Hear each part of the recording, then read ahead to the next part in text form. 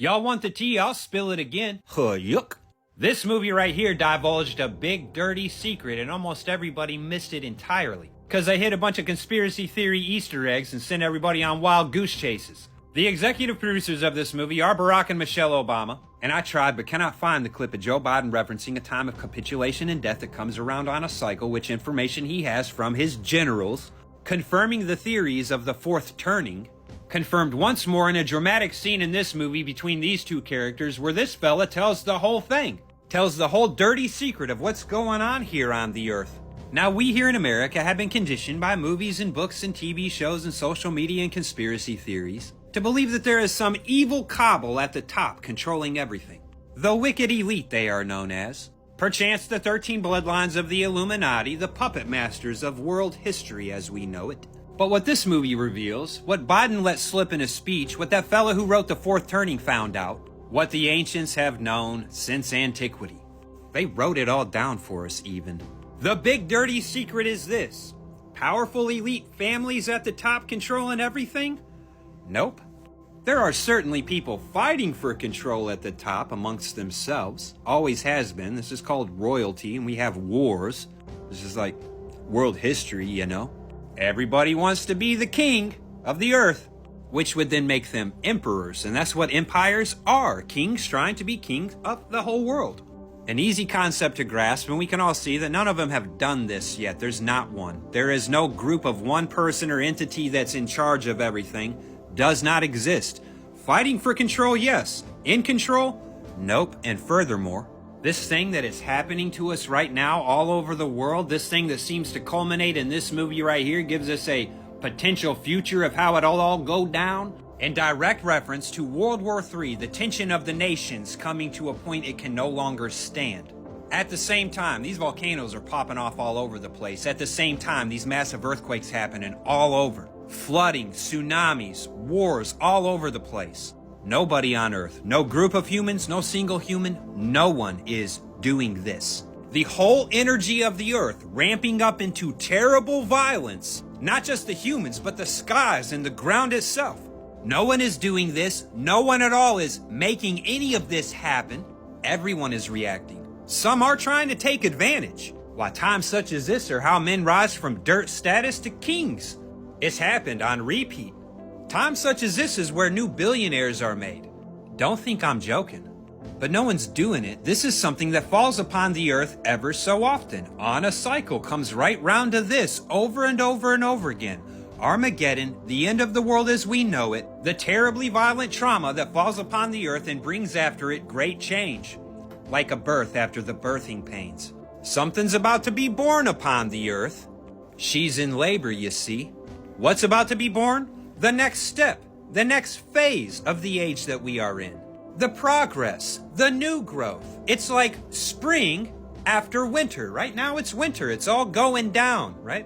And it has to if there's going to be a massive increase in the spring. Stuff doesn't just come back to life. It gets bigger in the spring, but only if it lives through the winter. So to summarize the first part of this video, the fourth turning is correct. Joe Biden had it right. This movie tells us once more, just like we see spring, summer, fall, and winter on the earth, blooming into spring again, where we get an increase of new growth, well, that's also the pattern and cycle of world history itself as it pertains to men, and even the ground under their feet goes through this process with them. It is all inextricably tied up together. When it comes to world wars and volcanoes and tsunamis and earthquakes and flooding and all the like, that energy builds on the whole earth and men can't help themselves. And while they might be fighting for control at the top, they're only participating in this event that falls upon the whole earth. Nobody here is in control of anything. Even the fellas at the tippy top are reacting to what is happening on the earth. Part 2, the ancients. I'll quote Solomon first, and he's only from like 900 something BC. There is nothing new under the sun. That thing that was is that thing that shall be again. Now Solomon was the third king of Israel. Saul was made the first king of Israel right around 1120 BC, which is a real interesting time frame because just before that new thing happened on the earth, which is just an old thing happening again, kings being made, just before Israel as a new nation got its first king, there was the Bronze Age collapse. a time of capitulation and death that comes round on a cycle ever so often. Armageddon, the end of the world as they all knew it. 4 empires collapsed around the Mediterranean just north of the Levant there. And Armageddon so thorough, academia proclaimed that the Bible had made up the Hittite Empire until they found it in the 1800s AD.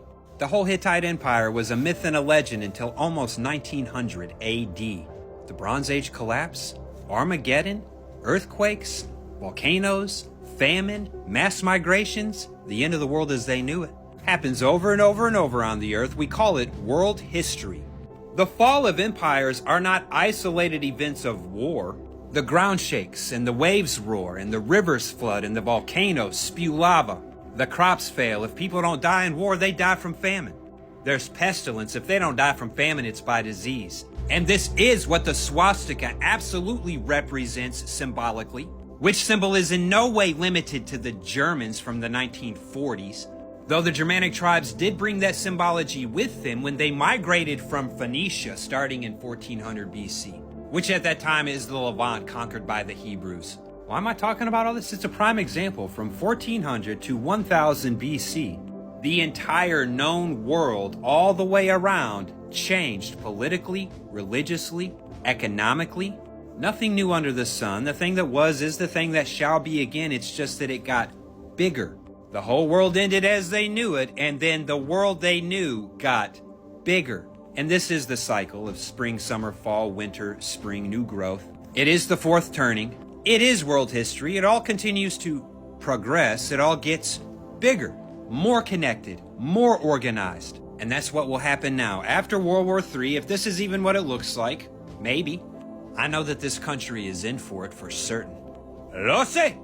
Yo gotta explain it todo. But even the natives knew about the swastika, the wheel of turning. History continuing to come right back around to where it started so that it can get bigger and go round again to get bigger and go round again and get bigger and go round again. That's what's happening here. The Hindus talk all about this because the Hindus and the Germanic tribes are related. No, they're not. Indo-European, remember? I digress. Part 3, the cycle, the pattern. This isn't just spring, summer, fall, and winter, spring again. This is not just world history as it repeats. This is what the whole universe itself is doing according to science. According to the theories of cosmological evolution, the scattered bits and parts gathered up and formed into stars. The stars form up into galaxies, and all of a sudden the organization went from gathering into stars to a bigger thing, gathering stars into galaxies. And even now the galaxies are colliding and turning into even bigger galaxies. A supermassive black hole at the center? Yeah, that's required, if you're even gonna have a galaxy. And how do you get a black hole? Well, a star has to go through spring, summer, fall, and winter first. And oh no, it exploded and died. Wait a minute, did it? Nah. New growth, something bigger is about to form up. It's called a black hole, and that's how that happens. According to the theories of cosmological evolution in modern day academic science. Which is all blind, deaf, and dumb, so don't even worry about what I just said, it's irrelevant. Except that the life cycle of a star does match spring, summer, fall, and winter on the Earth, which is the same pattern displayed by a human life. Spring, summer, fall, winter. He's an old man and then he dies. What happens after that? Well, everything in nature, everything tells you that after that death comes a bigger organization, a bigger entity. And this is no myth or legend. A human being has to start out as a sperm. And the sperm has to go spring, summer, fall, and winter, die in the egg, to be born 30 trillion times larger as a human being. So if I say after a man dies, he becomes a star, people say that's the most ridiculous thing I ever heard. Look, a bunch of sperm told me that too while we were swimming towards that egg. I didn't believe any of them. I believed the promise, and so I swam. I entered the egg 30 trillion times larger. Here I am, capable of producing hundreds of millions of sperm every day if I like. Now what are stars? Some of y'all are going to guess until the day you die, then you're going to know. Well, if stars are humans, what are planets and moons? Y'all ever heard of animals?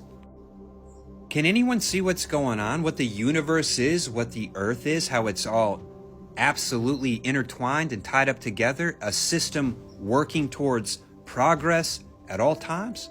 The whole universe has been, since its creation, only been organizing more and more and more, same as the Earth itself. Same as men on the Earth. and the Bible alone tells the whole truth.